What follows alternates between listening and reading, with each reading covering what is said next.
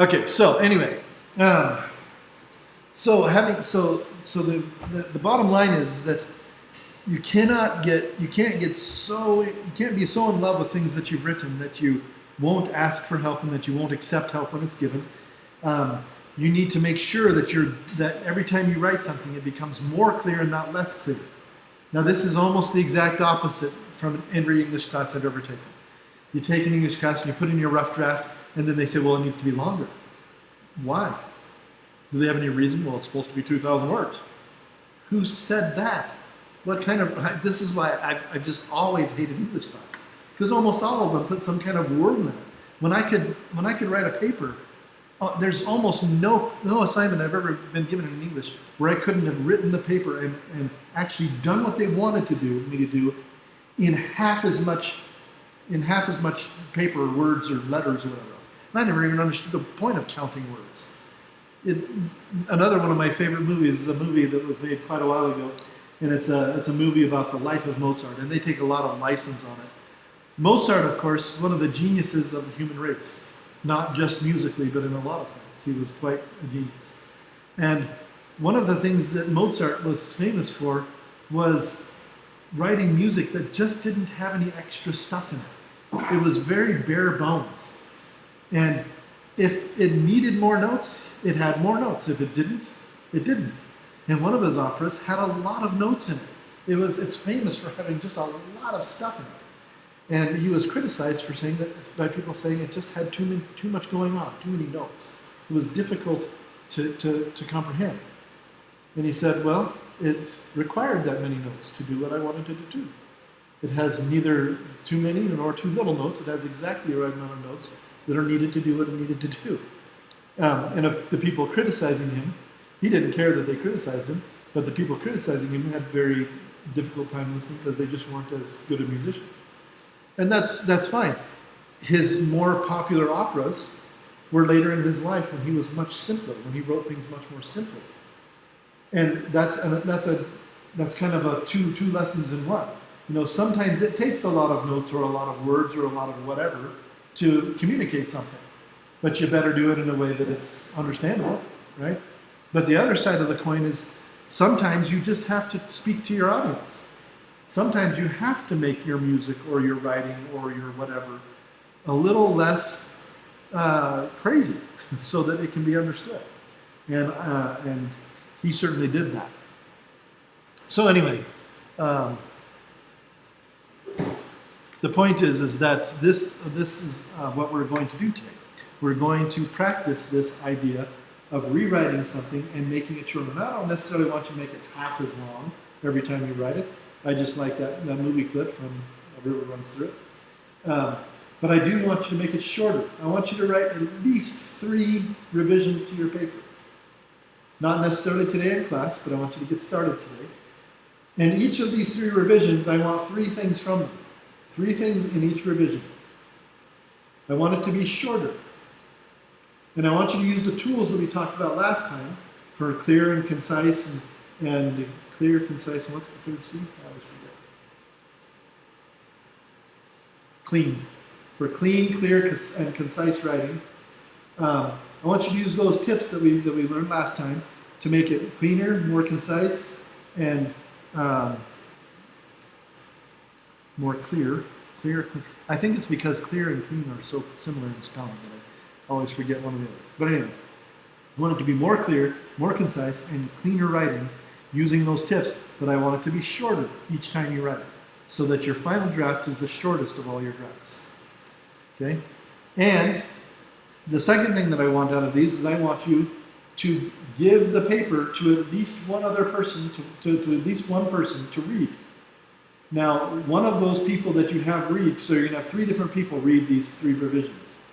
One of the people can be in this class, so you can do that today if you'd like. And I want them to take a pen or something, or you if you send it to them in an email, that's fine too. But I want them to use a different font, okay? A different font or a different color font, and I want them to make notes of things. I want you to make notes like, this sentence is maybe not very clear to me. And it's not necessarily very easy to do. This is a difficult thing to do, right? So they're going to be giving you constructive criticism. I also want them to be able to say in this paper, I really liked that. So constructive criticism to say, this is a very clear sentence, and that's totally fine. And it can be me if you would like me to read it. I'm happy to do that as well. Then, so we've got 1, 2, 3, 4, 5 people in the room. You've got your choice. The last one is, the third part of this is, let's see, we did shorter, somebody read it. I can't remember the last thing I wanted to do.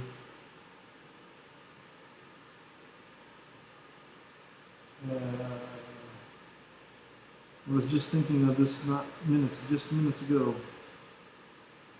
What is it?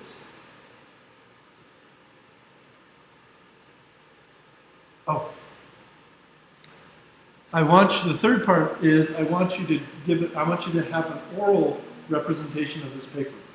In other words, I want you to read it out loud to yourself somewhere. So go home, whatever it is, and I want you to make a recording of yourself.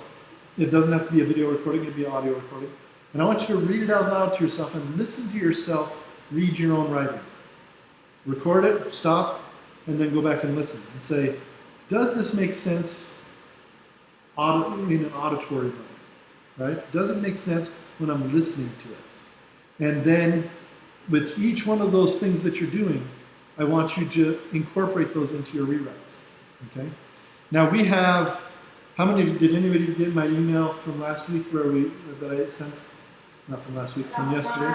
About not having class next week? Yes.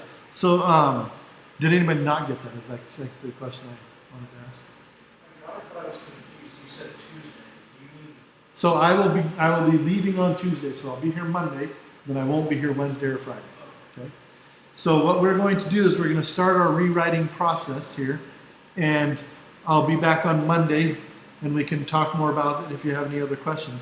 But then you'll have the rest of the week to do the rest of your rewrites, essentially. By the time you're done, we started with how many words? How many words did I ask you to start with? 500? How many pages is 500 words? Like one page? Yeah. So 500 words is a page. By the end of your third rewrite and all this input and output that you're going to get from all these activities, you should be able to get that down to about a half a page, maybe a little bit more, I would guess. And it might be 3 short paragraphs. And I'm not looking for an introductory paragraph that states your thesis and a final paragraph that wraps it all up. I'm looking for a set of instructions, right? Something that's very clear and easy to understand. So we're talking, you could probably, I think, crank it out in maybe 3 paragraphs, maybe 4 short paragraphs, but not very long. You know, we're talking 300 words, you could probably cut it down to between 300 and 400 words, I would guess. So does our first draft count as one of them? Like, I can never go and read that, or is it like you do 3 more? 3 more. Okay. So 3 more drafts. And so it's all about rewriting, right? And remember, once again, that this is not really about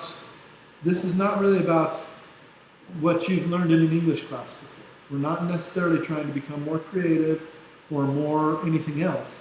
We're simply trying to make it a little shorter by making it a little clearer, by making it a little cleaner, using the exact words you need and cutting out words that you maybe don't need, and getting feedback on the content.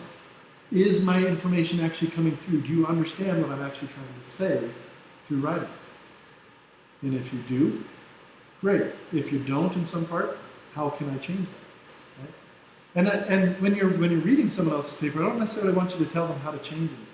I just want you to say, this part I'm not understanding very well. Right? Let them decide how they want to change it. There's lots of ways you can change it. And their idea of how it might be changed, it might be very different from your idea how it might be changed. So don't necessarily tell them how to do it or how you think it should be done. Just say, I don't understand this part, or this sentence is a little long, or something like that. Besides anything else. So, get started today. If any of you would like me to read any of your drafts, that's fine. Just email it to me, and I will read it, and I will mark it up and send it back. What's that? Will you read them? Send me an email, and I will. Since they're already, But you sent me the draft that was due today, right? yeah, can you mark that one just so I can start my next draft? Yes, I can. Thank you. I can do that. You sent it through Google Docs, right? I think so, but I think I just sent it to you as a PDF, honestly. Okay. I don't know what shared you on it or not. Okay. Any questions? Okay, get started collaborating, and sharing and talking, and writing. If you have any questions for me, I will answer them as you need them answered. Since I'm going to be reading a paper right now, I'm going to go to my office and read it and send it back to you in a few minutes. And we're off and running. Watching, right? Like on my computer? On the couch? Like out there? I don't care where you're at. Yeah, that's fine. Okay, awesome, thanks.